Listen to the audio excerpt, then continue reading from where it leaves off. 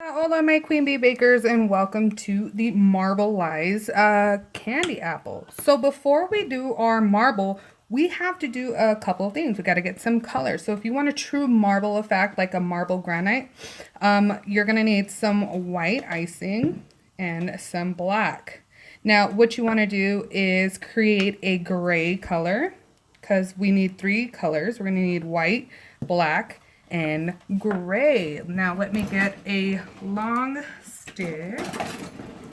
So we need these colors because if you've ever looked at granite or granite, however you say it, we have some gray with some black in there.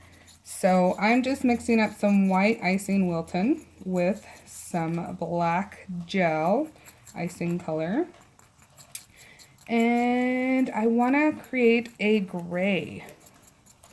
So now you can do this with any color. It doesn't have to be like a real marble color.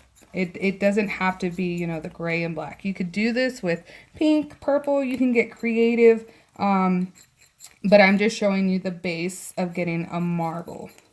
So you can do different types of gray. You could do a darker gray, a lighter gray. I got my candy apple mixture going, so while I do this, I have time, and it is coming to a boil.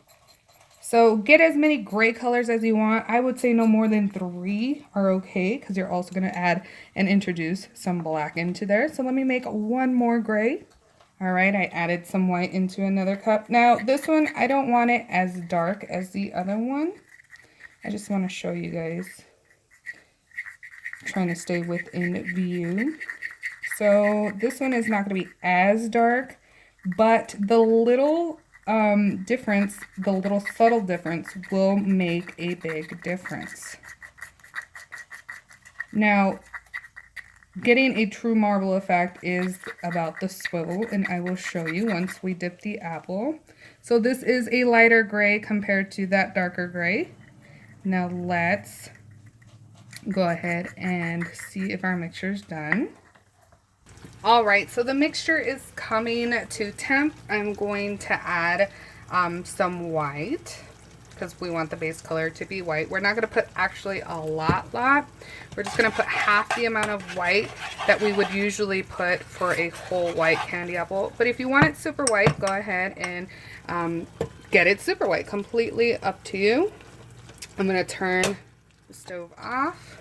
Now I just want it a little bit more white, and I just going to give this a little mix like that. So what you want to do is you do want to have a runny consistency. You can dilute it a little bit, but remember, if you're going to add water to this, the mixture is going to have to cook for a little bit longer. Just remember that. Now, I do want the bubbles going on because when I dip the apple, it's going to give it the swivel effect or the swirl effect that you're looking for. So what you want to do is put your lightest gray in there, and it doesn't have to be, it could just be scattered like that, and then your darker one, gotta work fast, and then you're gonna stick some black in there. You're gonna go like this with your stick, and then you're gonna get your apple, tilt it a little, and then you're gonna literally just swirl your apple like so. Look at that beauty. Beautiful, right? Now, without moving the mixture, try to get as many apples to look like a marbled effect.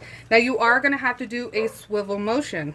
So here I have a pre-white apple, and I'm just gonna dip it into the mixture like so to get and see if I can get an underneath effect. And I do a little bit. And this is also another good way to get a gray candy apple. So look at that. And we're gonna take a look at these apples in the better lighting so you guys can see them. Now if your mixture turns gray like this, just add a few more divots of black with your toothpick or whatever you're using. I like using a long stick so I don't get burned And I'm literally just going in there, swirling it around, and then dip your apple into the mixture. Now remember, depending on how you want the marbleization to look, you're going to either get more of a black and you can put more, or you can put less, but I think Au Naturel is looking great. And again, that's just the simple process. It's nothing too hard, but you just have to maneuver your apple to whatever color that you're going to want it to look like. Or if there's black specks and you don't see them, and if you want them more prominent, put them in. And I just made this gray, so that's another way to get a good gray color. And it will, the black will blend in, so keep that in mind when you're dipping and redipping. You're gonna have to add a little bit more black. Now you don't have to add the gray. You can skip that and just put black.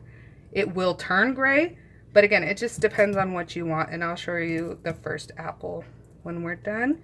And you can also paint on here as well, completely up to you. So remember, you can always put some more black in there and swivel it around like that, and then dip your apple. And if it's looking too gray to you, go ahead and add a few dabs of white and put that white in there. There's so many ways to do it, but just have fun. I mean, don't give up. Have fun doing it. It is quite simple once you got it down. And then when you tilt the pot like that, I mean, you're gonna get a really different effect. But there you go. Beautiful. All right, now let's see these in the light. All right, this was the first one dipped, which I really like that. The second one turned gray on us because we didn't add anything else. And then the third one adding white. So it's all dependent on what you want to have as an outcome. Completely up to you, but you can achieve the gray color. And if the gray starts looking a little lilac or purple, just add a little bit of yellow. All right, you guys, I hope you enjoyed this tutorial. As always, my Queen Bee Bakers, you can find all this and more at queenbeebakers.com. My candy apple class is available for purchase and is in the description box below. Don't forget to sign up for the podcast, webinars, and everything that is free. Take advantage. Until next time.